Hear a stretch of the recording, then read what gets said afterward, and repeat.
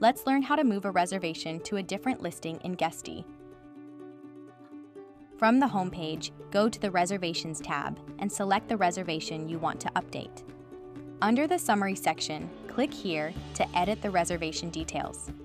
In the Property field, search for the listing you want to move the reservation to. Only listings that meet requirements such as guest capacity, location, minimum stay, and availability. Includes things like listing settings, revenue management settings, and calendar blocks will appear as options. Once selected, you can also assign a subunit for multi-unit listings by clicking here. Click Save to confirm the change. You can move reservations that were created in Guesty, and in some cases, reservations from booking channels. However, most changes must be made directly through the booking channel.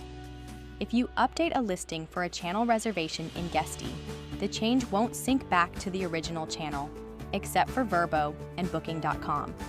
Still, the calendar availability will update across all channels.